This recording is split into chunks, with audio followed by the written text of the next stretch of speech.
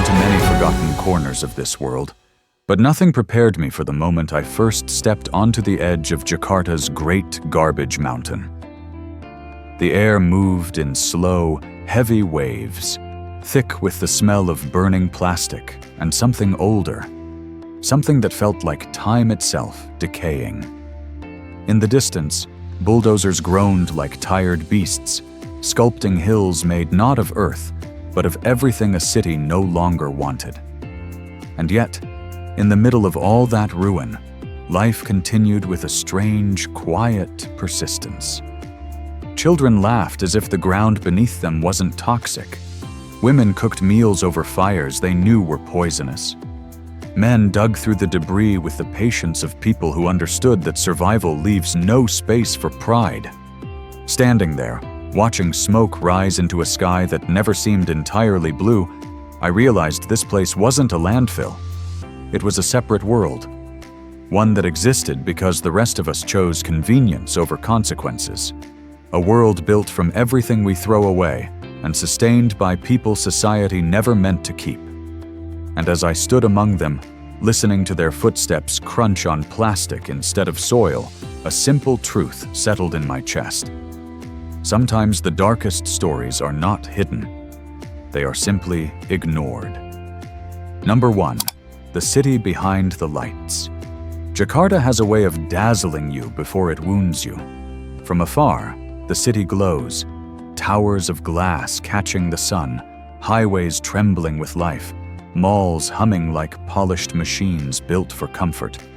But every bright city casts a shadow, and Jakarta's stretches far across its eastern edge, where the asphalt cracks and the scent of perfume fades into something harsher. It is here, past the billboards and the neon mirrors, that the real city begins to reveal itself. The one without filters, without promises, without a place in the postcards. The first time I traveled toward Bantar Gebang, I watched the skyline shrink behind me as if it were embarrassed to be associated with what lay beyond. Traffic thinned, sidewalks fractured, and the air grew thicker, holding on to heat as though the sun had forgotten to give it back. Small homes stood packed together like exhausted soldiers, patched with tin and wood, softened only by the resignation of people who had learned to live with less. And as the buildings dropped lower, the sky grew larger, emptier, waiting to be filled by the smoke rising from the landfill that dominated the horizon like a man-made volcano. If you didn't know what it was, you might mistake it for a mountain. It has the shape of one, the size of one, the presence of one. But mountains are built by time. This one was built by us. Layer after layer of plastic, metal, scraps of food, broken objects, shattered routines. Everything a modern life discards eventually finds its way here. And it grows, always grows, fed by thousands of trucks that come each day like an endless funeral procession, each carrying the remains of someone else's comfort. But the most jarring moment, the moment that stays with me long after I leave, is not the sight of the trash itself. It is the sight of people climbing it, moving across it, living as though this monstrous creation were nothing more than another landscape carved by nature. Women walking along the ridges with baskets on their backs. Men tapping the ground with iron hooks to test where the next collapse might occur. Children weaving between mounds of refuse with the easy grace of those who learned to walk on unstable earth. Their presence changes everything. Without them, the landfill is an environmental tragedy. With them, it becomes a mirror, one that reflects what progress hides, what development costs, what society silently trades away to maintain its illusion of order. As I stood there, watching the day's first trucks rumble through the gates, I felt the strange sensation of stepping between two cities at once. One built upward, glowing with ambition. The other built outward, suffocating under the weight of that ambition's leftovers. And in that moment, I understood that Bantar Gebang is not Jakarta's opposite. It is its consequence. the place where the city's discarded stories come to rest, waiting for someone, anyone, to acknowledge they ever existed. Here, in this uneasy borderland, the truth stops pretending. Number 2, the first things I saw. The first thing that struck me was not the size of the landfill, nor the smoke rising like tired spirits from its surface. It was the way life moved through it, unhurried, unprotected, and strangely unafraid. As I walked closer, the ground shifted under my feet, soft in places where buried methane pushed upward, firm in others where years of compacted waste had settled into something that almost felt like solid earth. The air carried a sweetness that wasn't sweet at all, an acidic mixture of rot and plastic that clung to the back of the throat like a warning you could taste but could no longer avoid. From a distance, the people on the mountain looked like silhouettes wandering in a fog. But as they emerged from the haze, their details sharpened. A man with boots wrapped in tape, stepping with the caution of someone who knows one wrong move could open a hole beneath him. A woman balancing a woven basket on her shoulder as naturally as if it were part of her body. A group of boys racing up a slope of garbage as though competing for a prize no one else could see. In their movements, there was no haste, only the rhythm of survival, steady, repetitive, resigned. I remember one man more than the others. He was sitting on a low mound of trash, picking through a pile of tangled wires. The metal hook in his hand glinted each time he lifted it toward the sun, testing the weight of the copper inside. His hands were cut in several places, the wounds darkened by dirt and time. But what caught me was his expression. Not anger, not despair, just the quiet concentration of a man who had learned long ago that emotion slows the work. He nodded at me briefly, a gesture neither welcoming nor suspicious, simply acknowledging that I had seen him. And in that nod was an entire story, one that didn't need words to be understood. Nearby, a woman tended to a small fire made from strips of plastic and broken sandals. She was boiling water in a dented pot, stirring it gently while a child tugged at her sleeve. The flames crackled with an unnatural blue, curling upward in shapes that didn't belong in a kitchen. When she added instant noodles to the pot, the smoke drifted across her face, and she blinked without stepping back. Her eyes were calm, patient, accustomed to this world in a way that felt both heartbreaking and deeply human. As I watched, I felt a familiar ache in my chest, the kind that comes when the world shows you a truth you weren't ready to face. Because despite everything, the danger, the toxins, the constant threat beneath their feet, there was a strange sense of normalcy here. These people were not performing tragedy for an audience. They were simply living the only life available to them. I realized then that the tragedy of Bantar Gebang is not its extremity. It is its routine. The way it becomes a home because there is nowhere else to go. The way human beings, even in the harshest conditions, find ways to continue.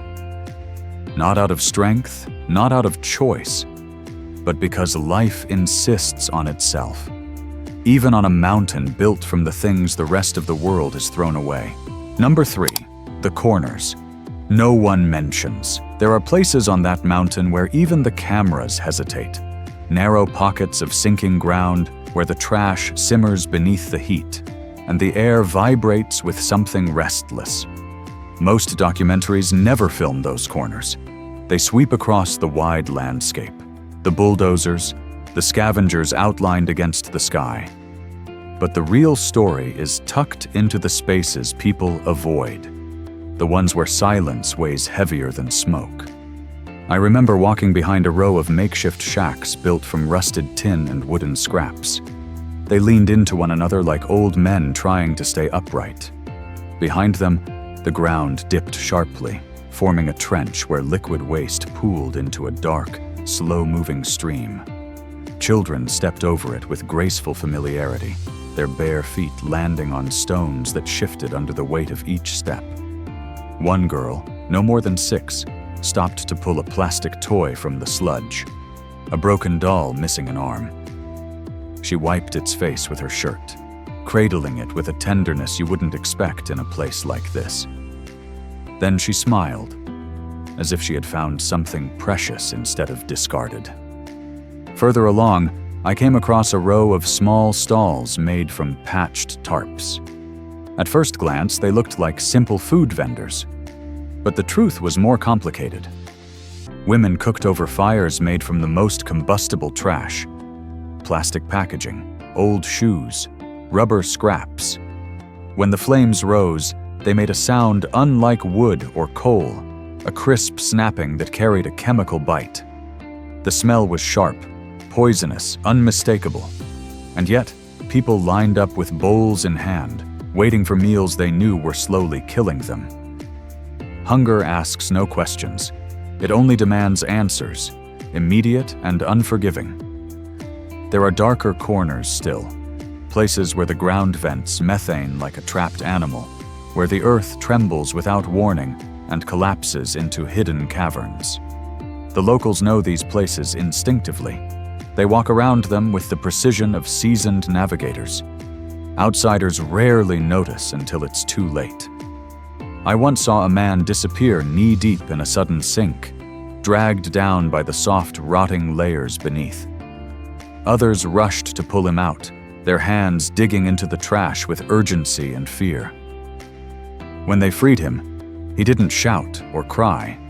He simply dusted himself off and went back to work, as if the earth swallowing him was just another inconvenience. But the corner that stays with me most is a quiet one. A small clearing shielded from the main path by stacks of compressed plastic, as tall as a house. In that hollow space, I found a boy sitting alone, staring into the distance where Jakarta's skyline glimmered faintly through the haze. He held a piece of metal shaped into something like a makeshift airplane. I watched him lift it to the sky, angling it toward the towers far beyond this world of waste.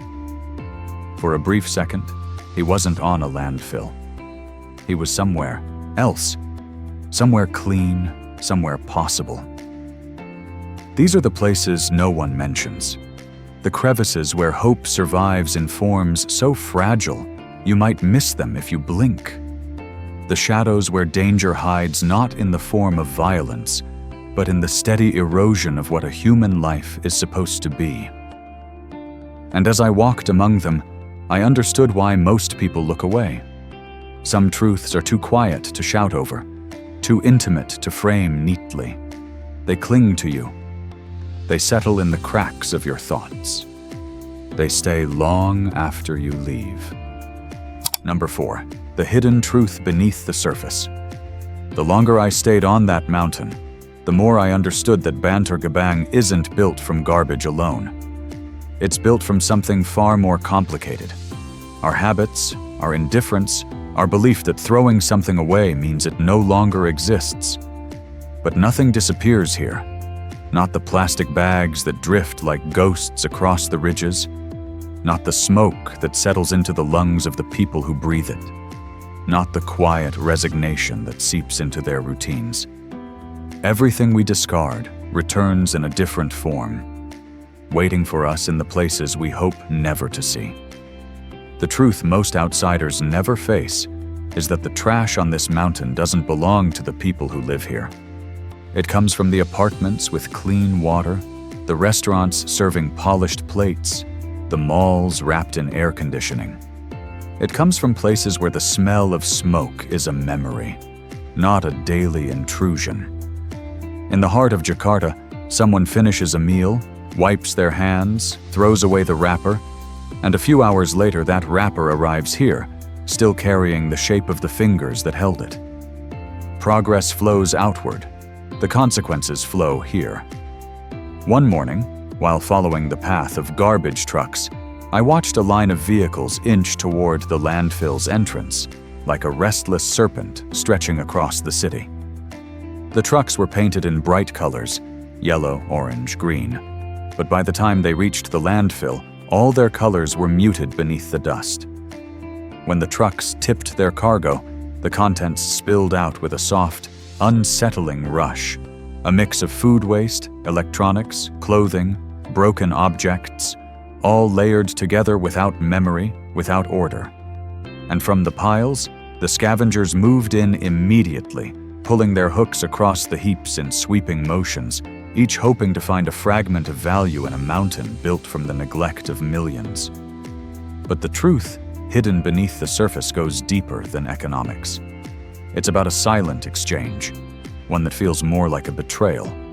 The city sends its waste here not just because there is space, but because there are people willing to endure it. People whose poverty becomes a service. People whose bodies absorb the cost of urban convenience. And no policy document, no official report ever uses that language. They speak of waste management, processing capacity, urban overflow. Neutral words that sound clean, efficient, harmless.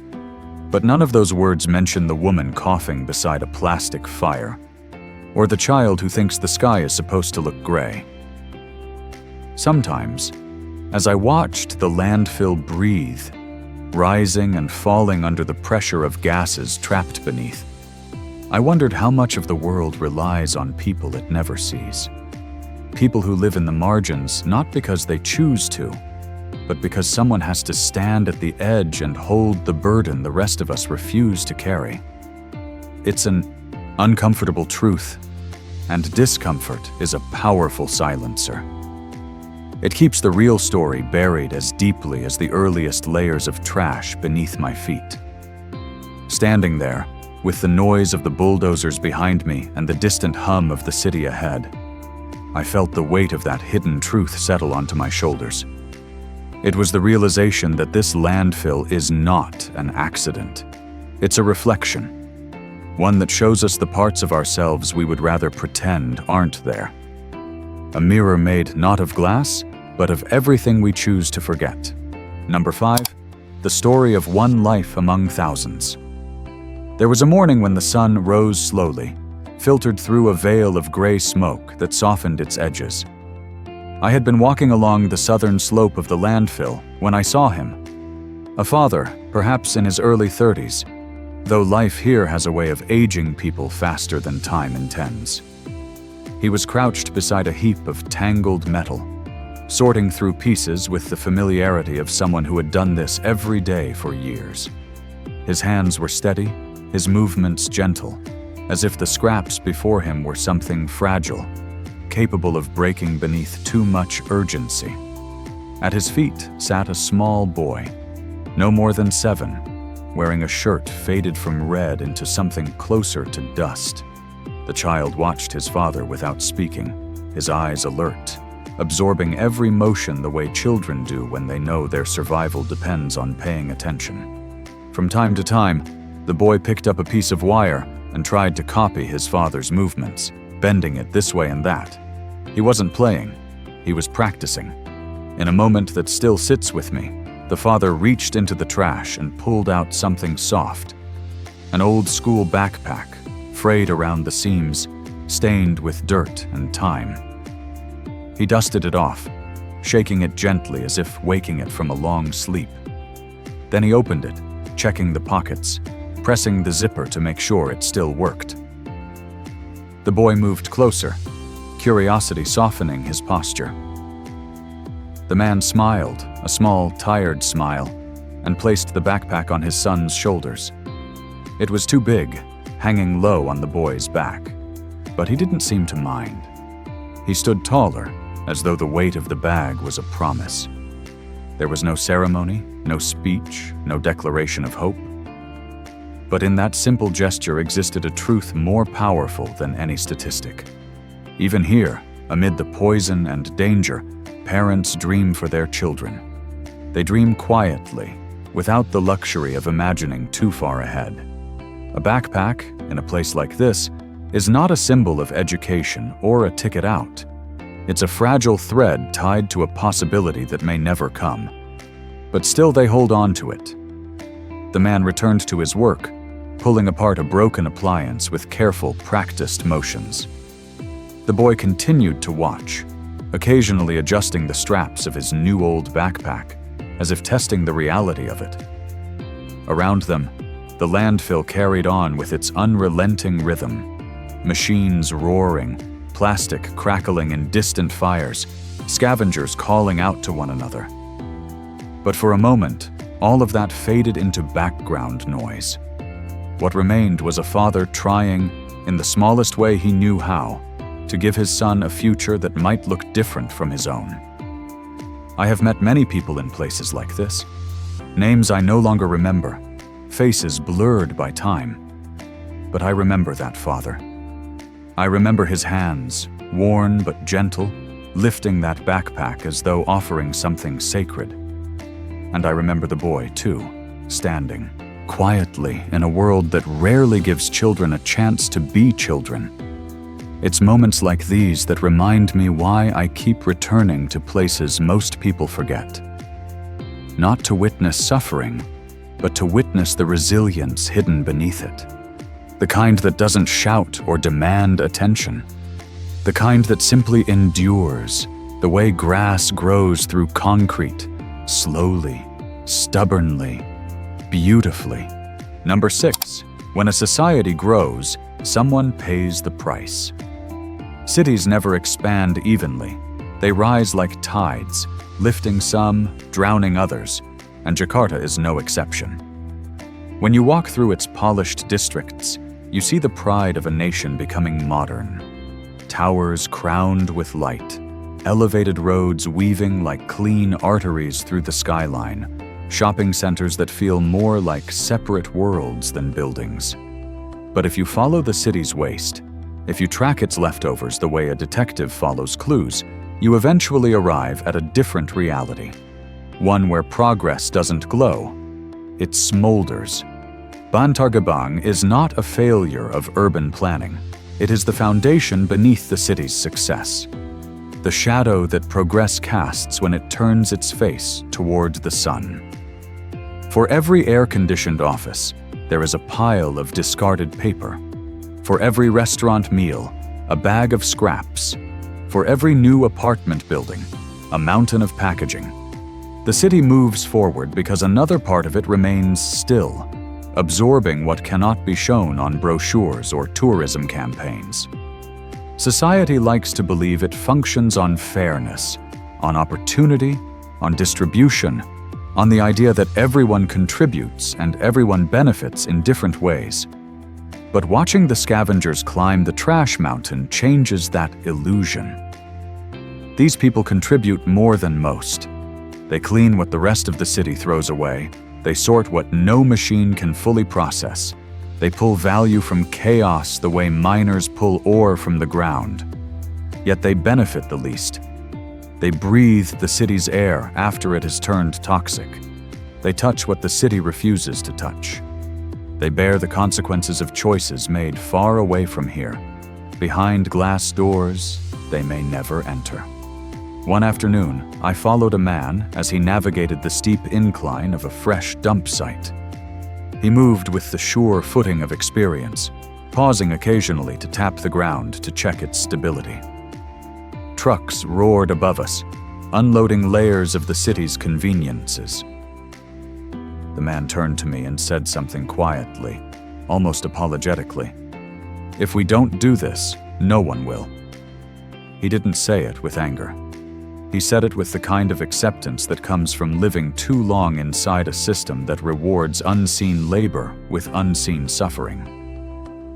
It struck me then how narrow the distance is between visibility and invisibility, between belonging to a society and existing outside of it. A few kilometers away, people were shopping for designer shoes. Here, people were walking on heaps of shoes thrown away after a single season. A city's wealth measured in square footage there, measured in meters of rising trash here. And yet all of it, every pair of hands, every street, every vehicle, every breath, is part of the same city. Progress rarely feels cruel to those lifted by it. But for those standing underneath, the weight can be unbearable. As I watched the sun lower itself behind the skyline, illuminating the landfill in gold, I felt a cold truth settle in me. Cities don't grow on empty land. They grow on the backs of people no one sees. And if you look closely enough, if you listen to the machinery and the quiet lives beneath it, you start to understand that the cost of development is never just financial. It is human, always human. Number 7, the strange logic of a broken world.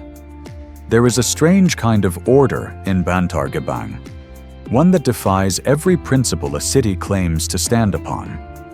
In most places, danger is something people avoid. Here, it is something they learn to navigate. In most places, waste is something people distance themselves from. Here, it is the source of survival.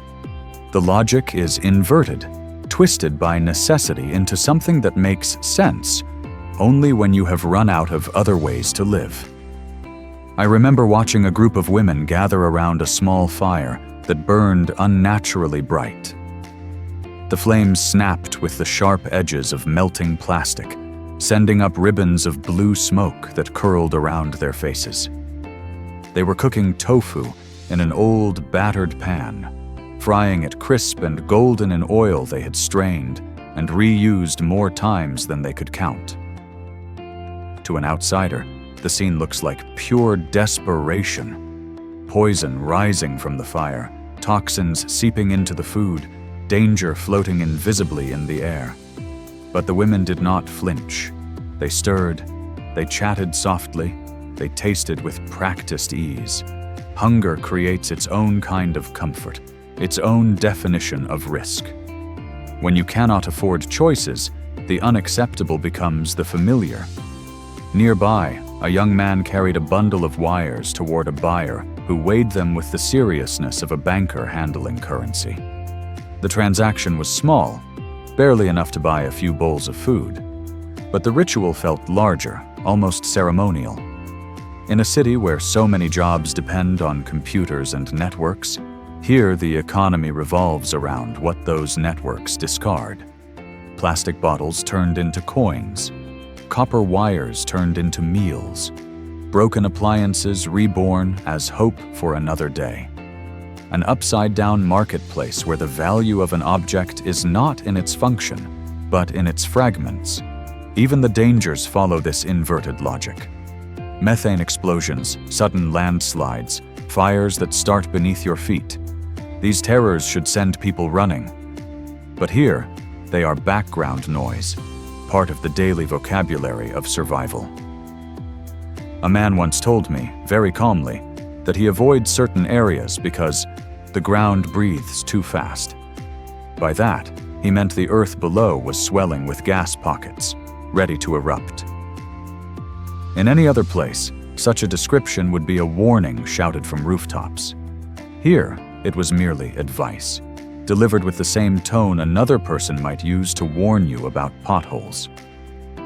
What unsettled me most was not the danger, nor the desperation. It was the astonishing gentleness that persisted despite them. I saw scavengers share scraps of food with one another, even when they barely had enough for themselves. I watched children trade broken toys like treasure. I saw a man give away a handful of rice to an elder who had found nothing that day. These small acts defy the harshness of the surroundings. They shouldn't exist here, and yet they do. Sometimes the most profound truths reveal themselves in contradictions.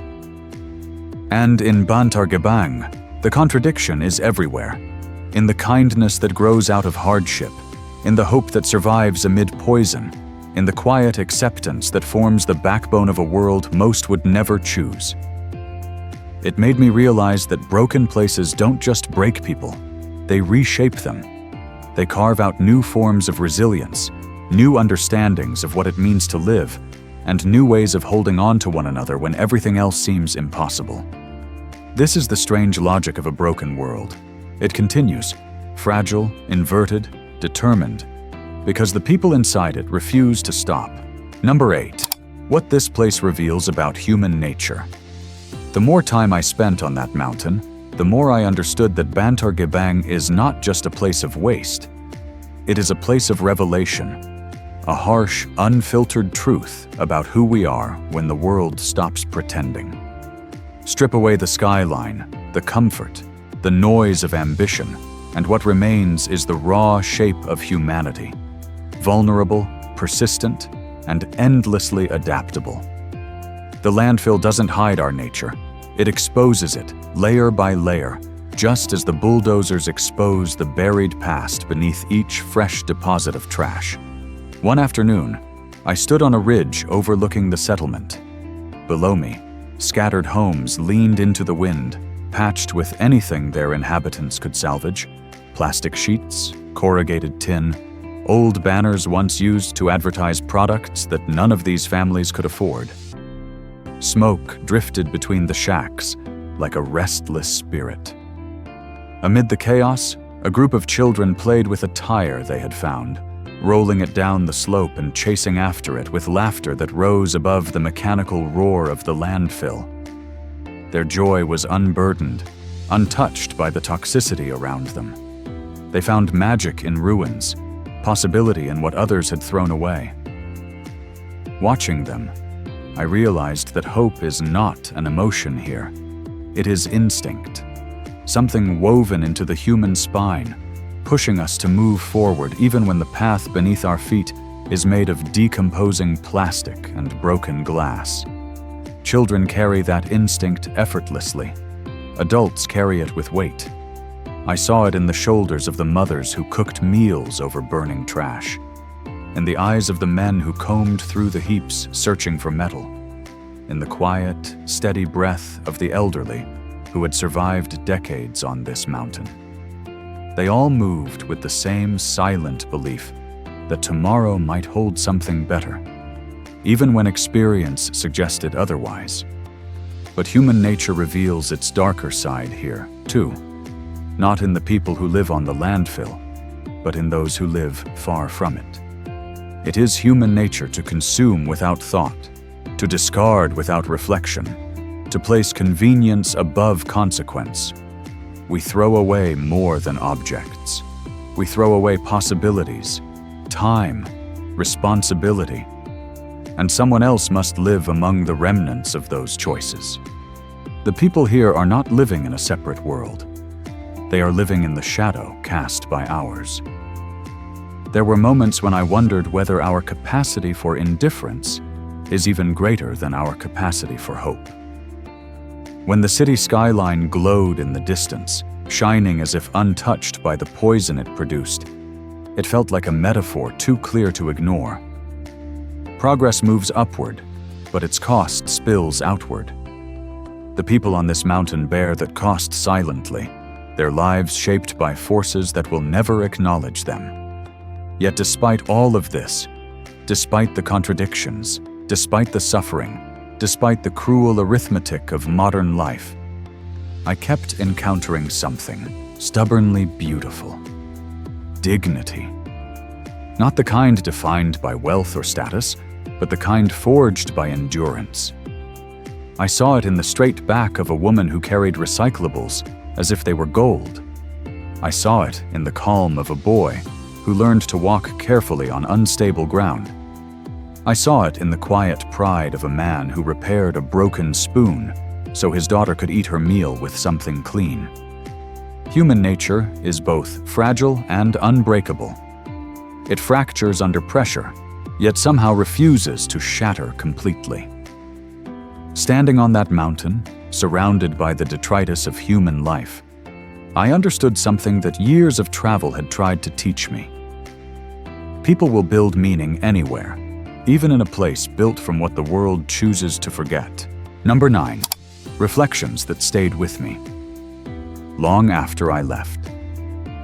There is a moment just before dusk settles over Bantar Gebang when the landfill becomes almost quiet. The bulldozers pause, the birds retreat to a safer distance, and the light softens into something strangely gentle. It is in that fragile silence that the weight of this place begins to settle into you. not as shock, not as pity, but as a slow, unsettling understanding. The kind that does not rush in, but rises, like smoke, from somewhere deep within. I remember standing on a ledge that overlooked the entire expanse. From there, the landfill looked less like chaos and more like a living organism, shifting, breathing, expanding with each passing hour. Layers of waste formed ridges and valleys, and within them, people moved like cells in a body shaped by neglect. The realization struck with painful clarity. This mountain was not an aberration. It was a consequence, a monument to consumption, built one discarded moment at a time. What lingered most was not the sight of trash, nor the danger beneath it, but the strange familiarity of it all. I had seen versions of this place before, in Manila, where children scavenged along the riverbanks, in Nairobi, where smoke from burning waste hung over entire neighborhoods, in Mumbai, where people lived in towers of scrap metal stacked like dominoes. Different lands, different languages, same truth. Progress pushes forward, and someone is always pushed aside. As I watched the sun dip into the haze, turning the smoke into a muted gold, I felt a heaviness settle across my shoulders. It was not guilt, exactly. Guilt implies intention. It was something quieter, more insidious. Awareness. The awareness that I, too, had contributed to mountains like this one. Every plastic bottle I tossed, every device I upgraded, every convenience I embraced without thinking, each of them had a place to go. And eventually, they arrived somewhere like this. I looked around and noticed a boy sitting on an overturned bucket, staring at the skyline glowing in the distance. His face was lit by that soft, deceptive light, and for a moment he looked almost serene. I wondered what he thought when he saw those towers far away. Did he imagine himself there, living a life untouched by smoke?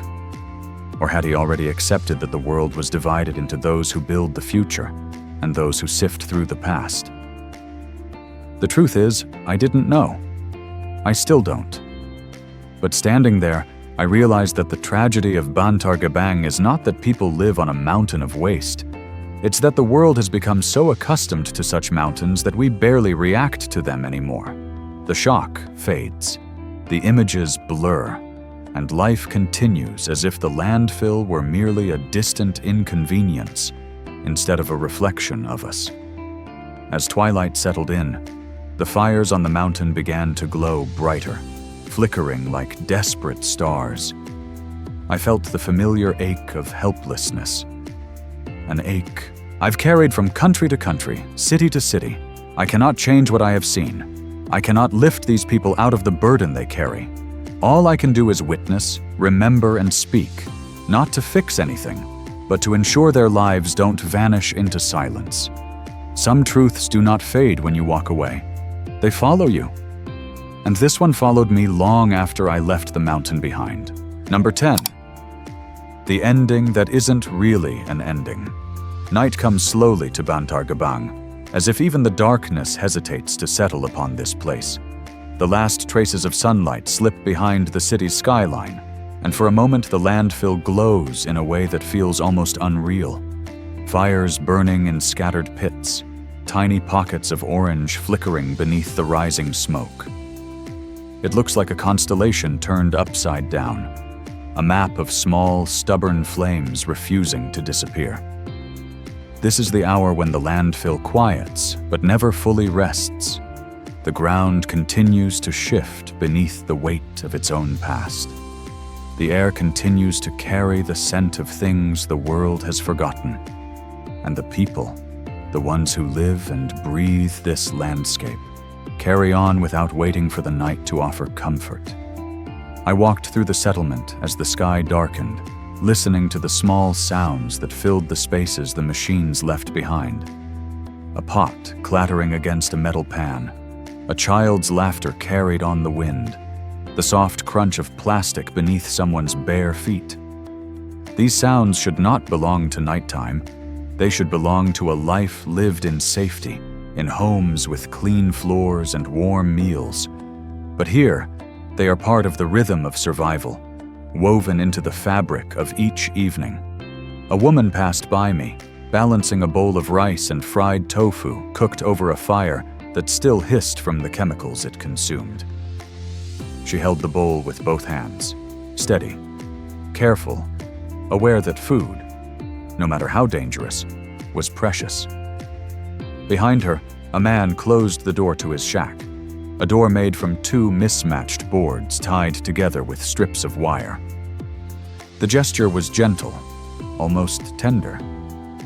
Even in a place built from what others discard, people still try to create something resembling home. As I continued walking, I reached a small ridge overlooking the landfill's expanse. From there, the city's glowing towers glittered in the far distance, like a promise whispered to the wrong people.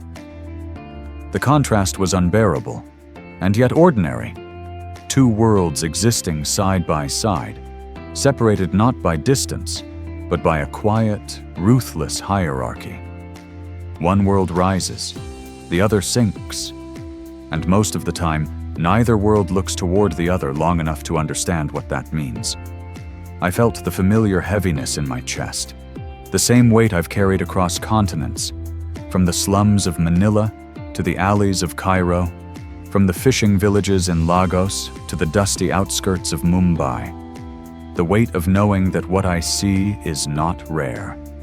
It is repeated, mirrored, multiplied in 1,000 places humanity avoids acknowledging. The landfill is not an exception. It is a reminder. A reminder that progress does not move in straight lines. It moves in circles, tightening around those left at the bottom until they become invisible. As the fires crackled and the evening settled into something colder, I wondered if any of this would change. But the truth I have learned, over years of walking through places like this, is that the world rarely shifts as dramatically as we wish. People endure, systems continue, and the mountain grows, piece by piece, layer by layer, carrying the stories of those who never asked to become part of its structure. Still, even in this place, resilience appears in quiet forms. A child asleep on a woven mat, a man washing his hands in a plastic basin, a woman folding clothes with a care that seems to defy the chaos around her. These small acts do not undo the brutality of the landfill, but they reveal something stubborn and undeniable. Even in the harshest environments, people find ways to remain human. And perhaps that is why I keep returning to these places, not to search for hope, but to witness how it survives. Long after I left the landfill, its sounds and silences followed me. Not the machinery or the crackling fires. Those fade with distance. What lingered was quieter. The steady rhythm of footsteps across unstable ground. The soft murmur of families gathering around plastic-fueled stoves. The laughter of children who had learned to find joy in the only world they knew. These echoes arrived uninvited, settling into the corners of my mind like dust that refuses to be brushed away. I kept thinking about the people who lived there, the fathers sorting metal with patient hands, the mothers stirring food over burning shoes, the children racing up mounds of trash with the confidence of mountain climbers. Their lives were not metaphors. They were not symbols. They were simply lives, raw, unguarded, shaped by forces that asked for nothing and took almost everything. And yet, within them, I saw a strength more honest than anything I've ever witnessed in the polished cities beyond the landfill's edge. The world likes to believe that suffering teaches something profound, that hardship forges character. But what I saw on that mountain was not a lesson. It was a truth. Humans do not endure because suffering makes them stronger.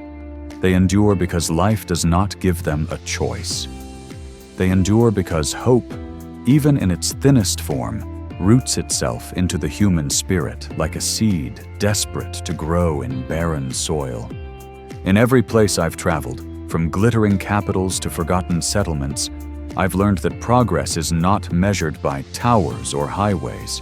It is measured by who is allowed to rise and who is quietly buried beneath the cost of that rising.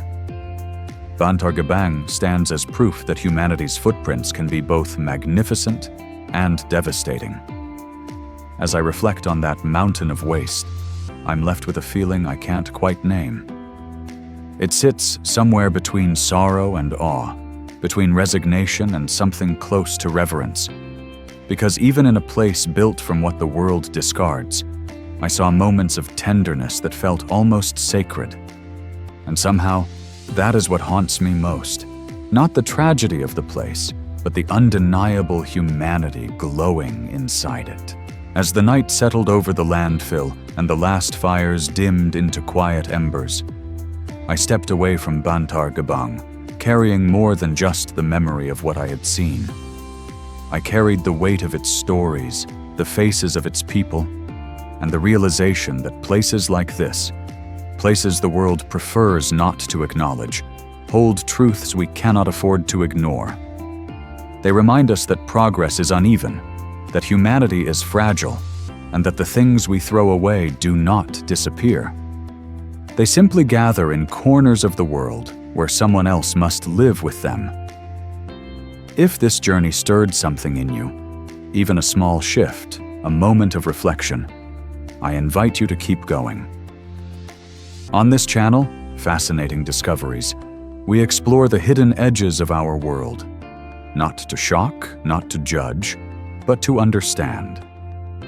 There is always another story waiting in the shadows, another truth buried beneath the surface, another place where humanity persists in ways both heartbreaking and beautiful. If you feel compelled to see more, stay with me a little longer. Click on the video now appearing on your screen, or choose another from the playlist, each one a window into a corner of the world most people pass by. And if you wish to walk these roads with me, to witness these lives and these truths as I witness them, consider subscribing. It helps this journey continue and ensures these stories are not swallowed by silence. Thank you for spending this time with me. Thank you for listening, for feeling, for staying. Wherever you are tonight, I hope you find peace, warmth, and the quiet courage to look at the world a little differently. And as I often remind myself, when the roads grow heavy and the truths grow sharp, maybe the world hasn't changed. Maybe only the way I see it has.